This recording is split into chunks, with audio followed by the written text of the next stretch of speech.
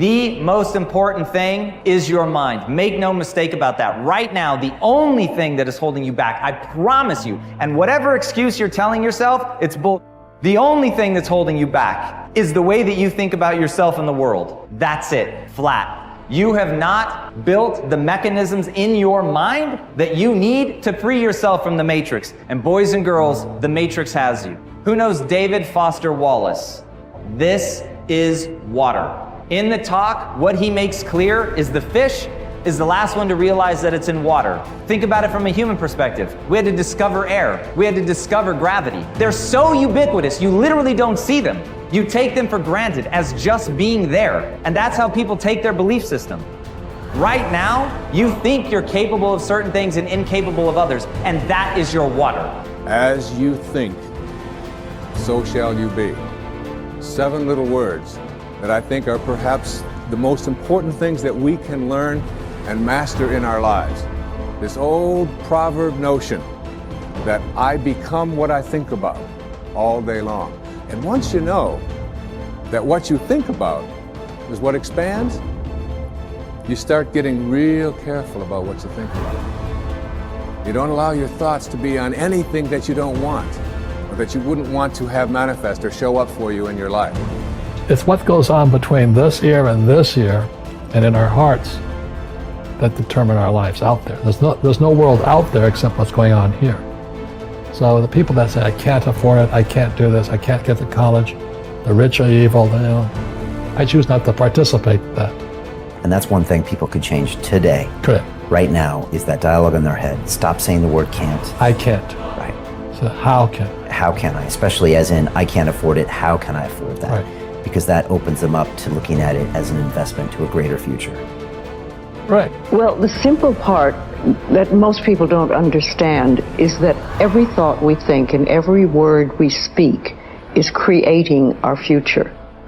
It's as though our thoughts go out into the universe and are accepted and brought back to us as experience.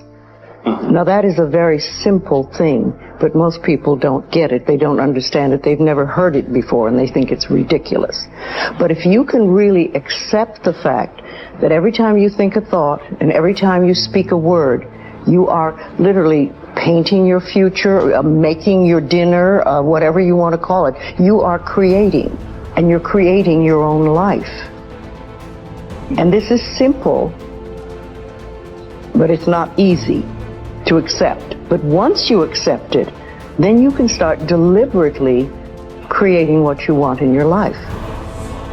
And you begin to be aware of what you don't want in your life and how you are contributing to it. You've got to ask yourself, what's your why? What motivates you? What pushes you? What drives you?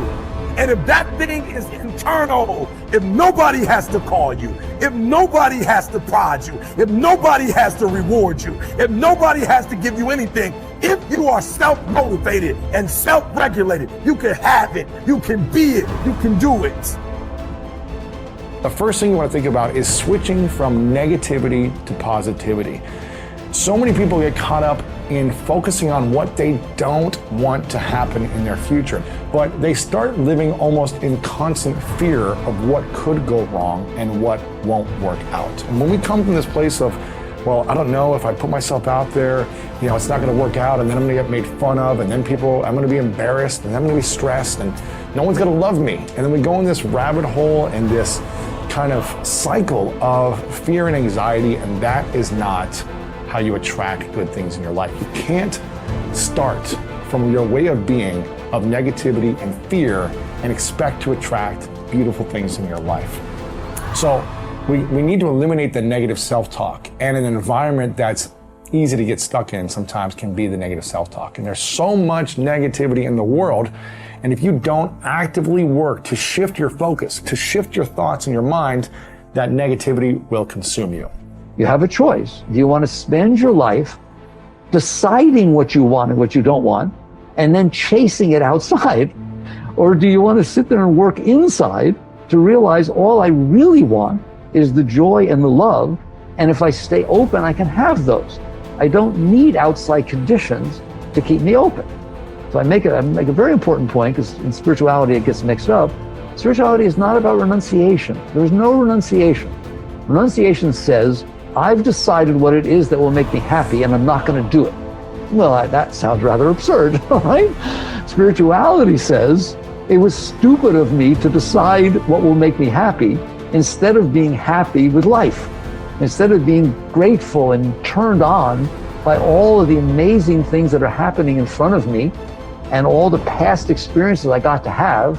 Why don't I just enjoy all that and then come into life filled with love, filled with joy, and give the whole of my being to the moments that are unfolding in front of me?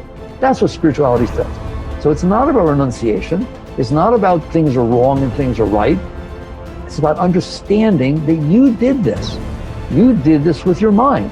You set up conditions in which your mind would open and then your heart opens, and conditions in which your mind will close and your heart closes. So basically, you come to the point where you have to decide, do I want to continue letting my past leave impressions on my mind and my heart such that only certain things will open and close me, and then I will spend my life chasing after, manipulating, controlling, conniving, whatever you want, the world around me so that sometimes it unfolds the way I want? Or do you want to sit there and understand that you're the one who's making these decisions? It's your mind who's setting up the conditions. Why don't you just not do that? Create habits of empowering yourself, because empowering yourself, forgiving yourself, supporting yourself as you move forward and do the work to change your life, that's how you break the habit of victimizing yourself. And that's how you learn to do the opposite, which is supporting, empowering, cheering, celebrating yourself as you move forward. That's what's going to motivate you to do the action.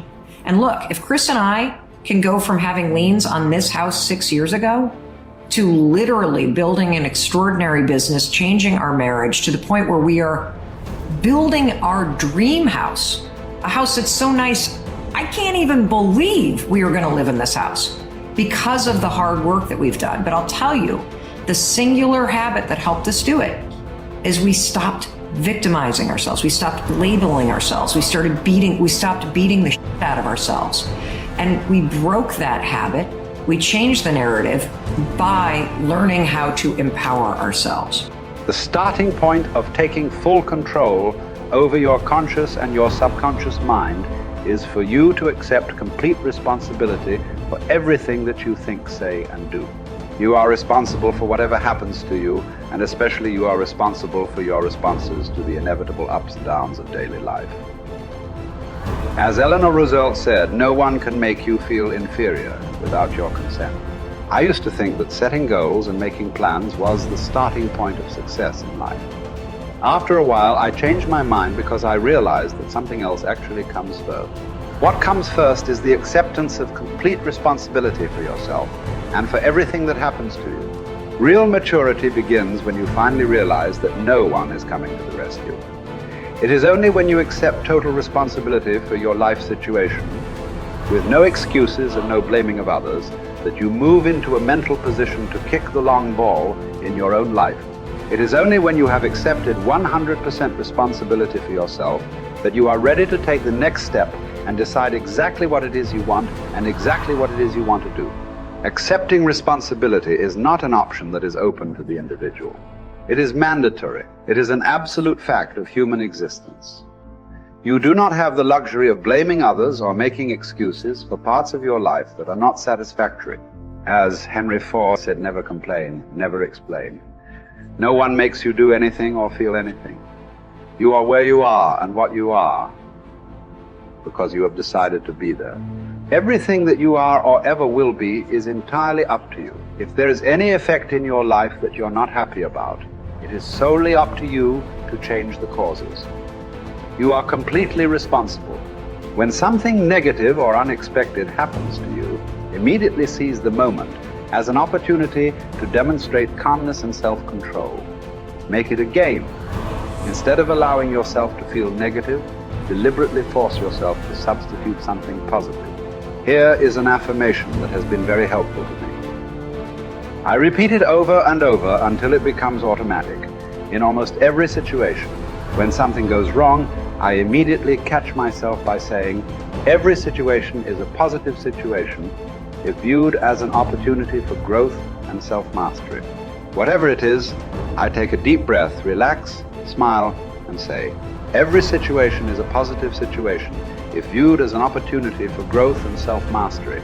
I then look within the situation for something that I can learn that will help me to grow and develop greater self-mastery. This is a simple mind game that enables me to stay relaxed and in control of my emotions. It will work for you as well. Just give it a try.